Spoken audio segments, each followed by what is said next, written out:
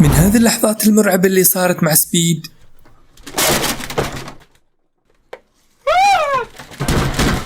إلى هذه البنت اللي قررت تفتح لايف في بيتها القديم، وهذا اللي صار.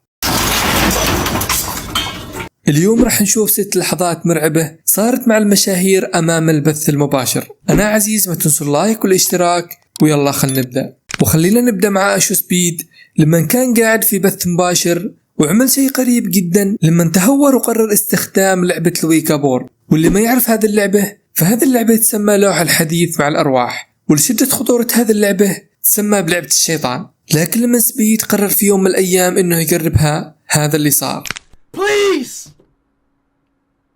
Show me signal!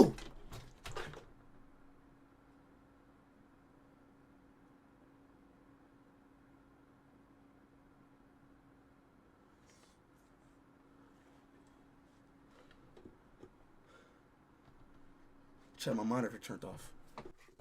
My monitor turned off, I swear on my life. My monitor turned off. My monitor turned off. My monitor turned off. My monitor turned off. فبعدها بدأ يقول كلام قريب، وإنه في أرواح قاعدين يكلمونه، وبدأ يتعمق باللعبة أكثر وأكثر، وبالأخير هذا اللي صار. Please show them that you're real. Please.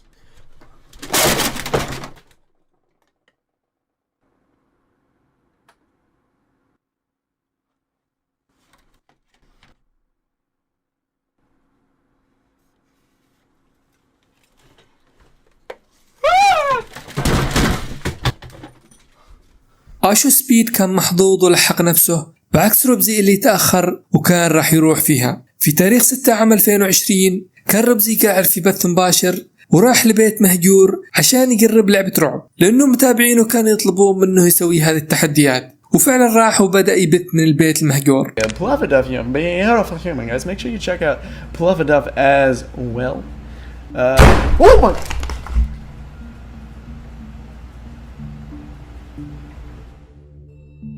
وبعدها سمع صوت قريب جدا وقرر انه يشوف مصدر الصوت. كان في شيء قريب جدا بالمكان، وروبزي كان باين عليه الخوف، ولكن ما كان يعرف انه القادم راح يكون أسوأ. It's not like we needed, guys. It's not like we needed any sleep or anything.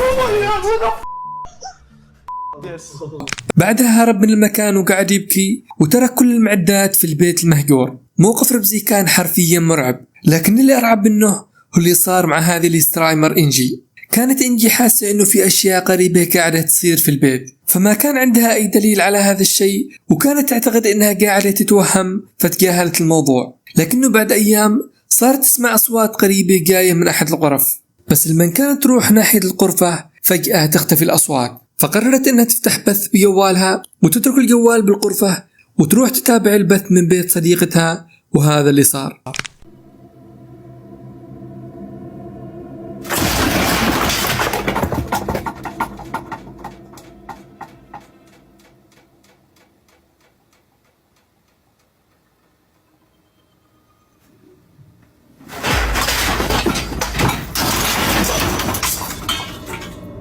البث كان مرعب حرفيا، والمتابعين كانوا مصدومين من اللي قاعد يصير. فبعدها إنجي قررت إنها تترك البيت وتروح على بيت آخر. إنجي ما كانت الوحيدة اللي صار معها هذا الشيء، فالسترايمر فوزي مر بتجربة أقرب من اللي صارت مع إنجي.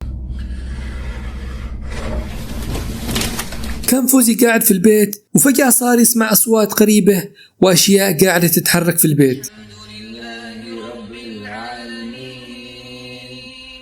الرحمن الرحيم مالك يوم الدين إياك نعبد وإياك نستعين اهدنا الصراط المستقيم صراط الذين أنعمت عليهم غير المغضوب عليهم ولا الضالين.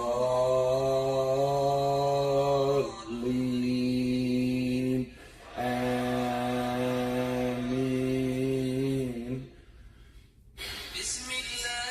Alright, we're safe now. I just repented all the evil spirit. وبعدها بدأ يسمع أصوات الأبواب قاعدة تتحرك، ولكن لما قرر فوزي إنه يواجه، هذا اللي صار.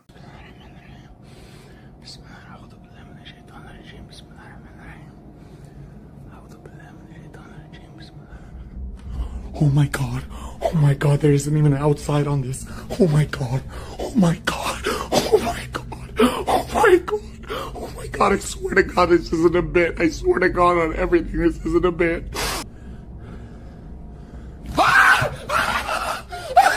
Why did you do that?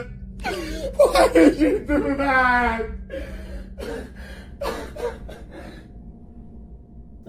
فوزي قدر انه يتجاوز هذا الموقف بعكس كريسي اللي ما كان عارف شو اللي قاعد يصير وراه. في يوم من الايام كان كريسي في بث مع اصحابه، وفجأة لاحظوا اصحابه انه في شيء قاعد يتحرك ورا كريسي. Bro. What? Yo, Junebug, chill out. Yo, that wasn't even a person. Junebug, chill out. I ain't got time for this. Hold up. No, I'm gonna put the lights on, but Yeah, do that. No. ولما رجعوا اللقطة هذا اللي شافوه. كريسي شاف الظل وتجمد مكانه. الموقف كان مرعب حرفيا، بس اللي أرعب منه هو اللي صار مع سبيد وكاسانات اللي راحوا عشان يستكشفون مصحة مهجورة، والمعروف بأنها مهجورة بسبب الأحداث المرعبة اللي صارت فيها.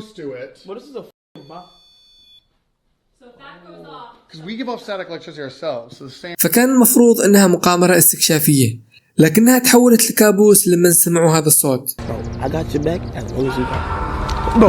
وبعدها قرروا انهم يستكشفون مبنى مهجور، ولكن اصحاب المنطقة حكوا لهم عن قصص مرعبة حصلت في هذه الاماكن. There's one place I really want to show you because back in 2010 when I first investigated here, other ghost hunters had put toys in this one room and they said it was haunted by a girl named Sarah.